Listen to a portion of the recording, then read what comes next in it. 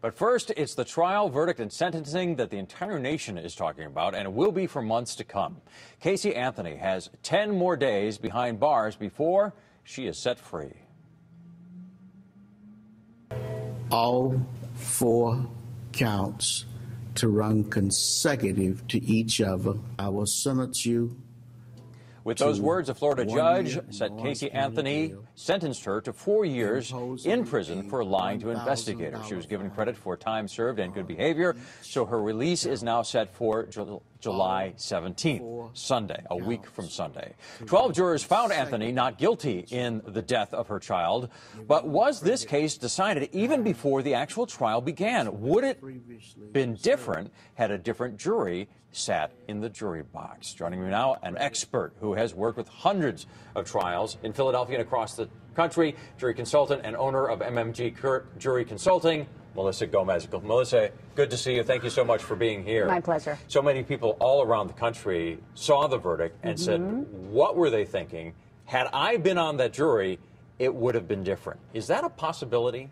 Oh, absolutely. But most of the folks who would have already thought that would have been exposed to the media and wouldn't have been eligible to be on that jury. And that's one of the interesting things that distinguishes in our system when we have these high-profile cases. You need to find those few people who don't really know much about the trial, and at this point in time, who in Florida didn't already know much about the Casey Anthony trial. Well, what type of person is that doesn't know what's going on around the country? I mean, this was everywhere, and still is. It's someone who just doesn't pay much attention to current events, and that distinguishes them from the rest of their community, especially in this case. The defense used a jury consultant to pick the best people to sit on that jury. Would you say they were successful then? I would certainly say that they were. Is there a possibility that this was almost decided before the evidence was presented?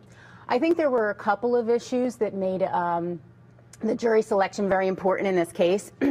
The first is that this was a death penalty case. This was a case where the jurors needed to be questioned about the death penalty, likely very extensively. So that was something that weighed very heavily on folks' minds. And one of the things that was very interesting is that even though this was a death penalty case, not everyone on that jury was in support of capital punishment. But they were going for murder one, weren't they? Absolutely. In hopes of getting the death penalty? Absolutely. So did they think they were going to turn that juror around?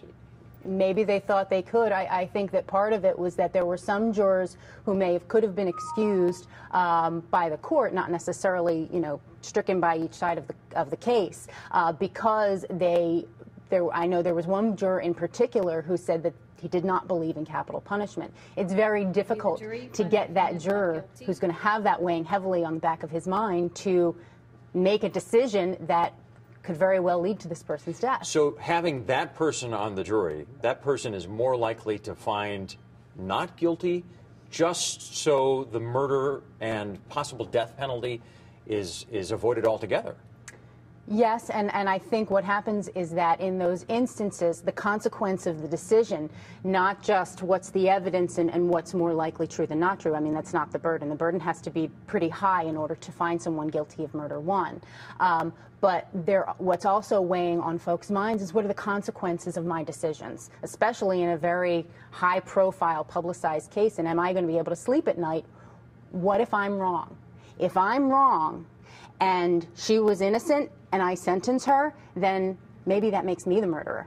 If I'm wrong and I say she's not guilty when she actually is, she goes free, she lives with what she did, and, the chances of her doing it again, maybe they perceive that as unlikely. If you were consulting the prosecution, if we could go back a few months and you were advising them on, you really want this type of person to be on the jury, who would you tell them to get on that jury, if at all possible? Well, there are two parts to that.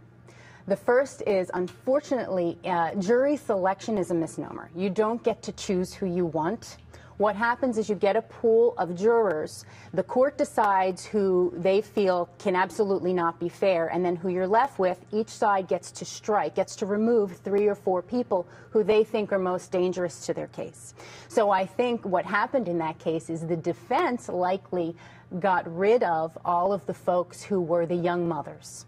And that would be who the prosecution would want. Are these people that would look at the evidence and say, well, I'm a mother, I would have done something totally different. Absolutely. They would Casey Anthony. put themselves in the position of Casey Anthony, understanding what it's like to be a mother of young children, and they would be absolutely the most critical of her. Does the composition of this jury bear any resemblance to that of the O.J. Simpson trial or the Robert Blake trial, both of those acquitted of murder charges?